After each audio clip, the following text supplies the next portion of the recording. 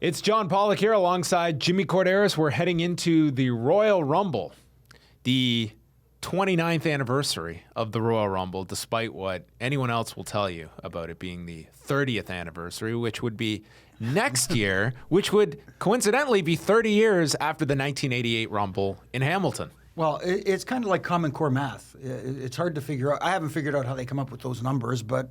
The WWE has their own alternate reality. They have alternative facts when it comes to math. This is the new thing, alternative facts. It's a big kick. You know? The peak being WrestleMania 25, which was marketed as the 25th anniversary of WrestleMania, an event that happened in 1985, and the 25th version happened in 2009, which would not be 25-year anniversary. See, I only minored in math, so I can't figure this stuff out. I was awful in math, and I can figure this stuff out, so it drives me insane, Jimmy. Okay. Next year, they will be in Philadelphia. They have just announced for the Rumble weekend, which will be TakeOver, Rumble, Raw, and SmackDown. And that's going to be their new MO for the Big Four, at least, is where 4 events will come to the host city with NXT and then the television coming out of the pay-per-view. For this particular weekend, we are in San Antonio on Saturday night at the Freeman Coliseum.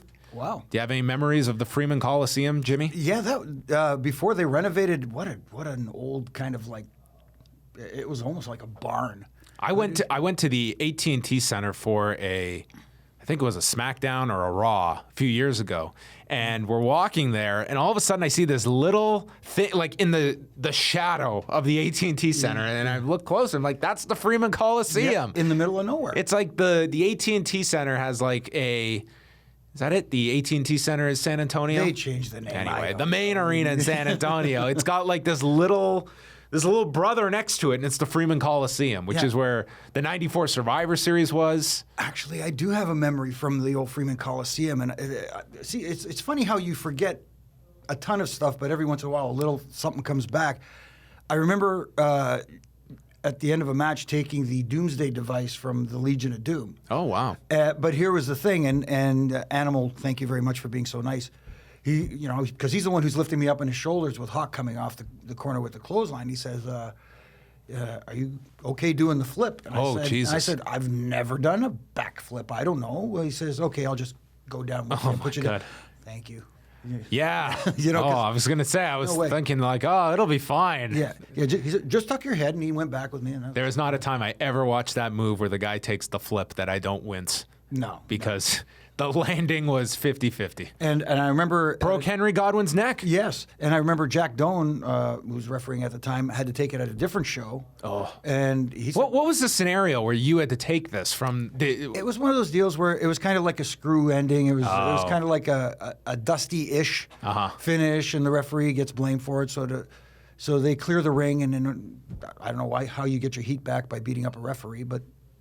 that was the cool thing to do. So, wow. But then Jack had to do it like the next night or the night after, and of course they asked him, "Are you cool doing a flip?" And he's like, "Oh yeah, I can do the flip, no problem." And he took boom. He comes back. His knees were sore. His shoulder. He's like, I said, "Dude, just say, look, is it okay if we just take it flat back?" Yeah, that's enough. Yeah.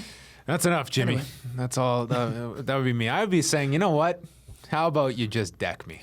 Yeah, it's different, like the WrestleMania deal with Taker in the boot, and it's like, dude, kick my head off. It's WrestleMania. I don't care. I don't have to be on TV the next day. Who cares? There you go. What I mean? A true pro, Jimmy Korderas. Well, let us chat about the Royal Rumble coming up on Sunday. Any quick thoughts on TakeOver the night before? I definitely feel this has the least anticipation of any of the takeovers.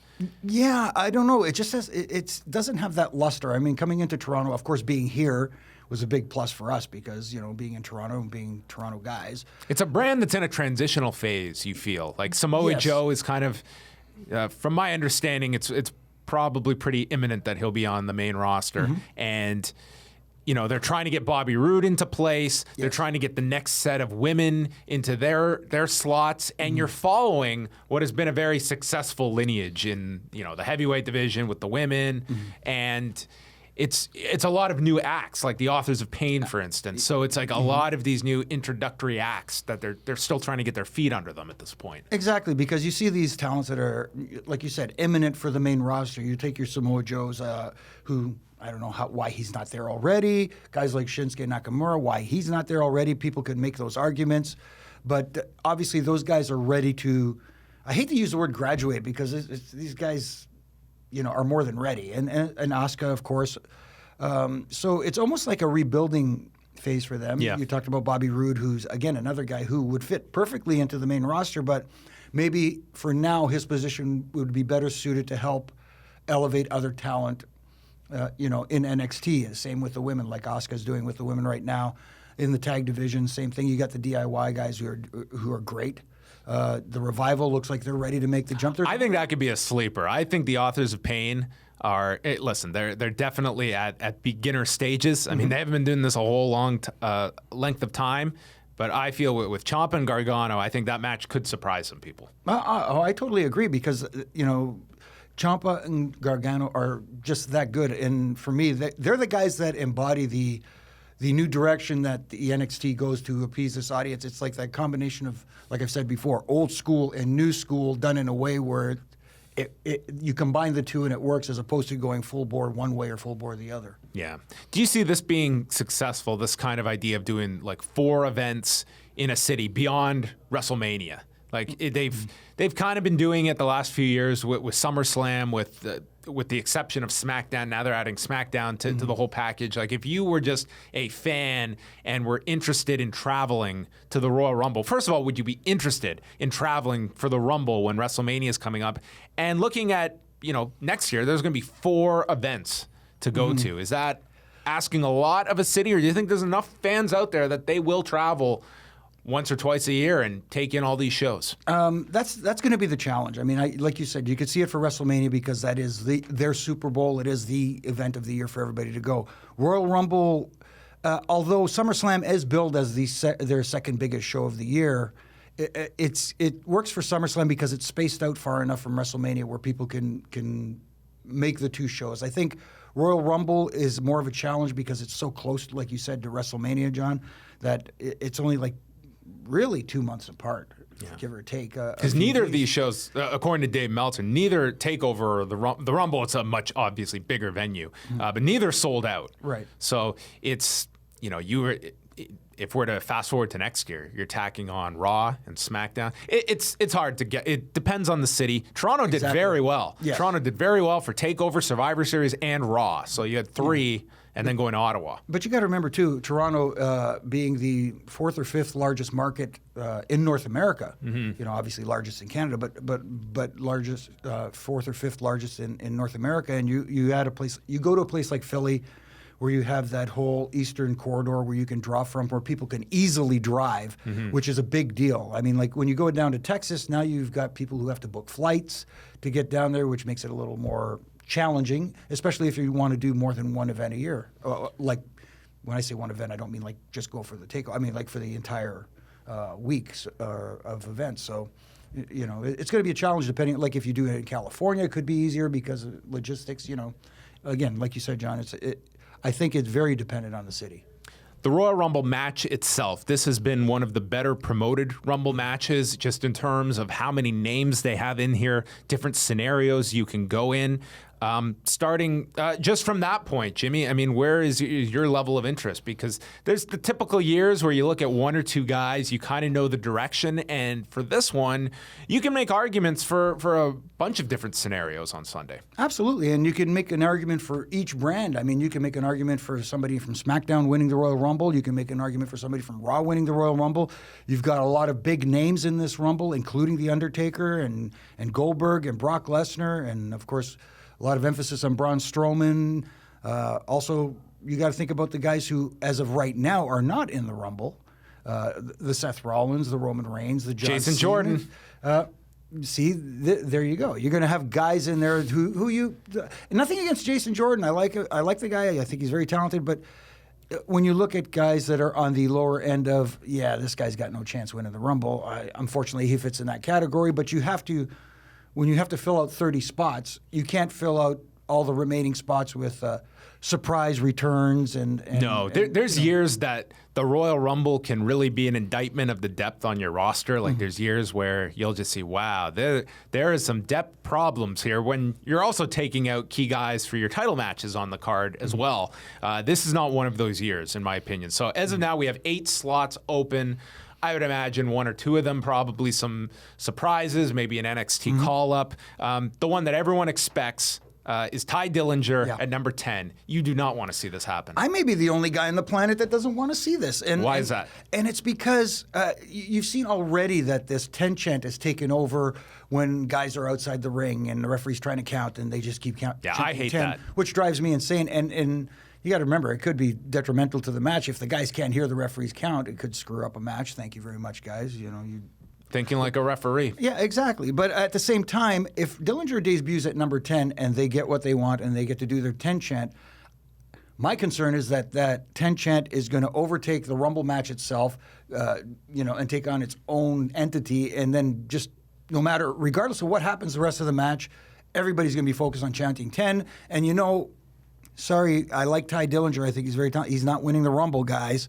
So when he gets eliminated, they're going to be pissed. And they're just going to be, it's going to be like a hijacking of the match. What if Baron Corbin or Braun Strowman just goes on a elimination spree and it culminates in Baron Corbin dumping out Ty and it's his 10th elimination and then Baron starts doing the 10 to signify his number of eliminations? Okay, that's the only scenario in which I would actually enjoy it. But other than that, I still think that they're going to try and hijack the show with the 10 count, and when he gets eliminated, they'll forget about everything else that happened. Well, the Rumble used to be, it used to be a match that I would watch, and it's like, you can't screw this match up. I mean, it's just everyone enjoys this match. It's very fun. It's short attention span with quick entrances and different stories.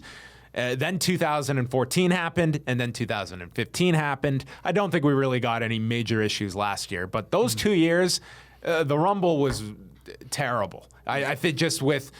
The first year, it was kind of no one knew for sure if Daniel Bryan was in or not. So when Rey Mysterio came out 30th, poor Rey just got all of the vitriol of that audience that year. And then the following year, I think it was a big mistake to have Daniel Bryan in the Rumble because you had no plan for him. It was a very nothing elimination. And all of a sudden, you had kind of built all the audience's hopes up. And then, boom, he's out. And that was it for the match. This crowd was just... they turned on that match huge. So that's always kind of got to be in your mind here is this audience that's kind of conditioned for this match to you give them an inch and they will run with something. Yeah. Back in those matches, it was kind of like guys suffered from the fact that they weren't Daniel Bryan, and which is affecting some talents. Even to this day, I think Roman Reigns is still feeling the effects of not being Daniel Bryan.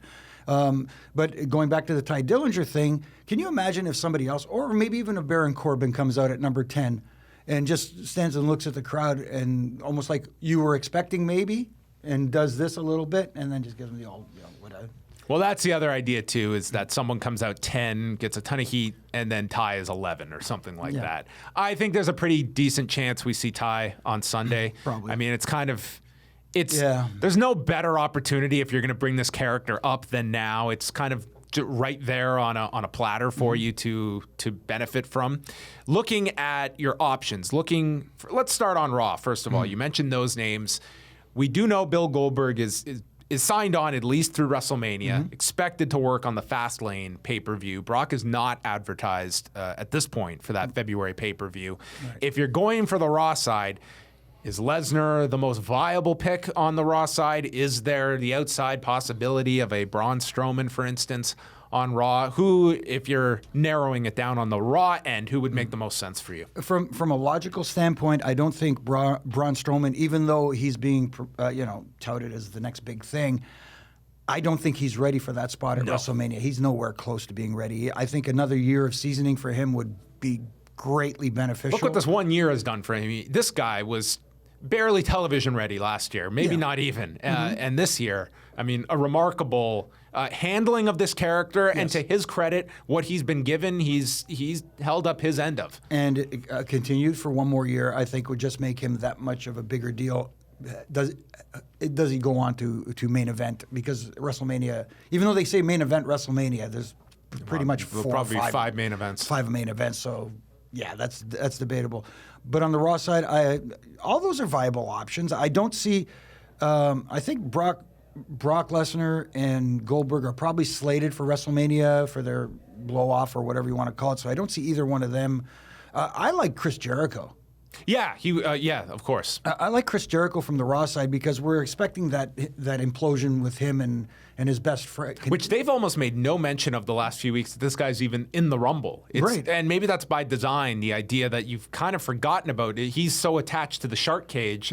And there was the one line about Jericho stating he's in the Rumble. Right. And Kevin Owens being caught off guard by that. Right. I'm gonna steal a little bit of our old friend Ardo Cal's scenario, and this I think would work perfectly for Chris Jericho's character, even though it won't be the most exciting finish to the Royal Rumble. But let's say Jericho is number 30. Like you said, he hasn't been mentioned as being an entrant into the Royal Rumble, really hardly at all. But let's say it's coming down to number 30, and whoever happens to be in the ring at the same time. Well, let's say it's Brock and Goldberg, and already a Braun Strowman. Let's say so. You got 3 big monsters in the ring.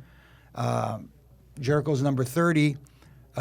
Goldberg and Brock team up to eliminate Strowman. Here comes Jericho at number 30 as they focus their attention on fresh meat. As we've seen in the past, it doesn't matter whether the guy's been eliminated, been in the match, or you eliminate yourself. You go over the top rope, you're out. It doesn't matter who does it. Right. Maybe Braun comes back in, eliminates both guys. There's nobody left in the ring. Jericho with his little scarf, sauntering down with his wrist like this. Saunters to the ring. As soon as he steps through the ropes, ding, ding, ding, there's your winner.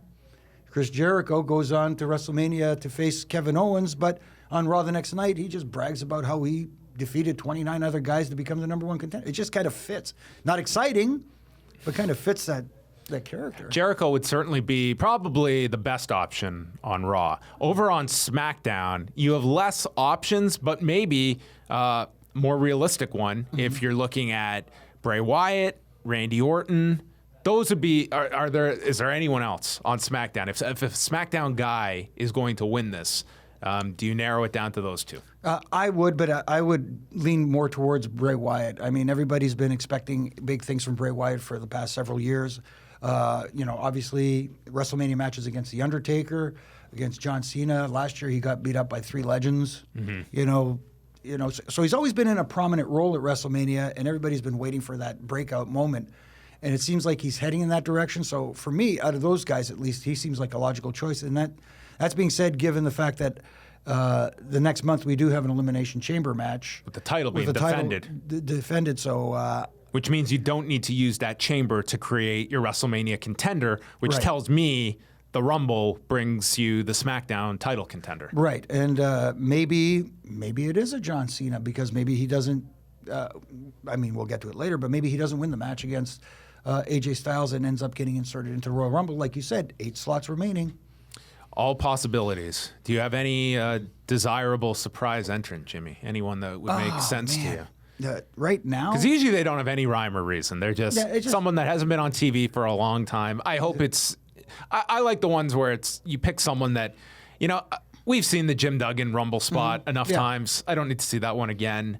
Someone fresh, someone... I know the obvious one is Kurt Angle. People are speculating since he's going into the Hall of Fame. And I really don't think that... I think if they did it, it would be so short-sighted because you have... Surprises are supposed to be things that they have no value beyond their surprise appearance. Yeah. Kurt Angle is someone that when we get to SummerSlam, Survivor Series, if you were going to do a match with this guy, you want to promote it ahead of time. Yeah. Sell some tickets for it. Yes. God forbid some subscribers joining the network for a Kurt Angle return. Make it really important. To just trivially throw it out for a pop, I think would be bad business, Jimmy. Right. Another unpopular thing that I feel that I bet a lot of people do not agree with me is I would not debut Samoa Joe at the Rumble either. Neither would I. I would save him for the Monday after WrestleMania because for me, Joe, when he debuts on the main roster, should be unbeatable for at least the first few months. Just look like a complete unbeatable monster. And if you have him in the Rumble, he could have the greatest showing in the world, but still, he doesn't win the Rumble. So for me, that would be detrimental to him. I would have him how's this for a scenario? Future booking here. Sure. Because we did talk about Kurt Angle, and that post-WrestleMania crowd is very hip to their feud back in TNA. Maybe Kurt Angle comes out to address the crowd and thank them for the Hall of Fame thing and all the love, and he's back home in the whole bit. Here comes Samoa Joe, which will get a huge pop from that crowd, and you've got a whole bunch of casual fans tuning in the day after WrestleMania, so your audience is going to be bigger than normal, who may have heard of him, don't really know him, see and hear that reaction. Now they understand that, hey, maybe this guy is a big deal. And you have him challenge Kurt Angle. You're not going to have a match between the two because of Kurt's physical condition. But at the same time, somebody needs to come out and... Jason Jordan. I actually am thinking more along the lines of maybe a Finn Balor. Yeah, that was the other name I wanted to bring up because the original prognosis on his recovery was targeting March, April, around that time. So Mike Johnson at PW Insider reported he was going through testing this week. And do you see any outside shot of him somehow upping his recovery by a significant number of weeks, months at this point, and possibly appearing? Nothing is impossible. I mean, like we saw... The Rumble is also something you can be very limited in, too, even if you're not 100%. Like Edge came back that 1 year from the torn Achilles. Right. I mean, wasn't in peak form, but only had to do a couple of minutes. Spears, a couple of spears and here and there. It's possible, but at the same time, it's that same scenario that his goal coming back was obviously going to be the Universal Championship that he never technically lost and had to relinquish. So if he doesn't win the Rumble and go on to face Kevin Owens at WrestleMania... Kind of momentum lost. Exactly. That return, again, is another one, the return of Finn Balor. You talked about promoting something that'll get people tuned in. Yeah. That's a big promotional tool. Remember, obviously the obvious one, Triple H, when he came back, everybody coming back from injury gets that initial big bump. Why not advertise it? Yep. All right, let's move on over to the title matches. First up, AJ Styles and John Cena. AJ Styles being the guy from Atlanta as he was positioned on Tuesday on SmackDown. A wonderful representation of your champion. Against John Cena. I think this is certainly a match that should be excellent. Looking forward to it. Do you foresee the title change here?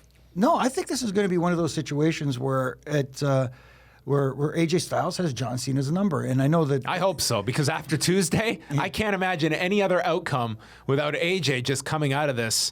I mean, he was literally told, you're not at my level. You're not even at the level below me.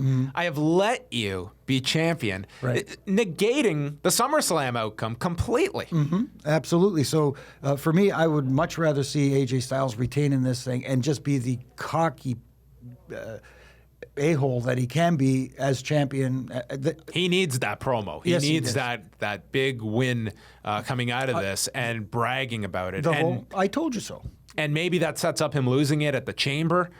But I really hope he doesn't drop it this Sunday because I think that would really be harmful to him based on the way they built this on Tuesday. I just think that really put you into a corner where it's either AJ comes out of this somewhat damaged or you do as you said, and AJ is able to have he gets the last laugh, essentially. Yeah. And you can build to the Cena tying deal at a later date. Personally, I think given that Cena doesn't have, unless there's some big program out there that we're not seeing, I don't know why this wasn't just held off until Mania. Yeah, I think this could have been the WrestleMania match. Absolutely. Building off of all of Cena's losses, chasing this record-tying feat, which you can get a plug, you can promote the record-tying thing, and then down the road do the record-beating story as well. You don't have to fast-track through that by any means. Right. And if he's going to tie the record, it should be at a major event like a WrestleMania, like a SummerSlam. Now, obviously, the Rumble is one of the big four, but still at the same time, I think one of those pay-per-views would be better suited for a moment like that. So that is the SmackDown side of things. Over on Raw, it's the Kevin Owens, Roman Reigns Universal title match with Chris Jericho in the shark cage above the ring. And that should be quite the visual in the Alamo Dome with the shark cage. Yeah. Title change in this one, Jimmy. I don't think so in this one. I know a lot of people are predicting Roman Reigns probably because he's the chosen one. I like the fact that Kevin Owens is your heel champion and retaining and using Nefarious. Can you see Man. both heel champions coming out of this show? Absolutely, I do. For some reason, I think that's going to happen. I think Chris Jericho is going to have. Is he going to be in the shark cage with the actual medal list or whatever? Somehow he's going to have to get involved in some form or fashion. Yes. And I know some people are thinking that the interference will backfire, leading to him and Kevin Owens having their feud. I think it's going to be the reverse. I think it's going to be. Somehow he gets Roman Reigns. Roman Reigns loses, which leads me to further fantasy booking. Going back to the Rumble, I think there's a moment there where we can have Roman Reigns getting screwed over and saying, "I want into the Rumble," and lobbying his way into the Rumble. So have the match early, obviously, so he can lobby his way into the Rumble. And he says, "Okay, that's fine. You want into the Rumble? You can get into the Rumble after a grueling match, but you go in as number one." Right, like he did last year. So he goes into the ring. Number two, the other guy who's been lobbying to get into the match who lost his spot, Seth Rollins. So they make these two guys fight each other because that's what the heel general manager would do, or the heel commissioner would do, Stephanie, and have these two guys fight each other 1 and 2, and you can have guys coming in and kind of let them feed them and eliminate the. Oh, so they put Rollins back in. Yeah. So they have them two battle it out, and maybe this is where Triple H gets involved and causes a problem for both those guys to lose, to get eliminated from the Rumble. And I know this is completely out left field, but we love left field. What if they go to WrestleMania and they make a match? It's a 3-way match now. Seth Rollins, Roman Reigns, and Triple H. Both have an issue with Triple H, but once they get to the match, this is where the people get their wish. They get Roman Reigns siding with Triple H to beat the crap out of Seth Rollins. They get their heel turn. Roman Reigns has had enough, says, it's always been one versus all, and I just realized that I can't beat all, so if you can't beat him, join him. Oh, well, there you have it. I don't know, just a thought, just throwing it out The there. Jimmy Korderas booking has been in overdrive. Again, would it work? I don't know, but siding with Triple H maybe will get the reaction that you're afraid of turning him heel because the guys who are booing him may start cheering him because they like the fact that he turned heel, but if you align him with Triple H, maybe you will, and Stephanie especially, maybe you will continue to get those boos.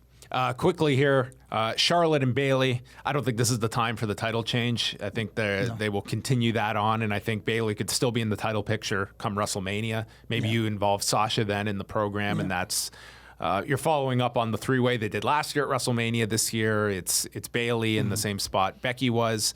Then we've got any thoughts on the women's match? It's just that Bayley hasn't connected with this audience yet like she did in NXT, so still a work in progress. She'll get there, but not yet. I mean, they've made such a big thing of the pay-per-view streak that, pay-per-view streak, if that's, I guess technically it's available on pay-per-view.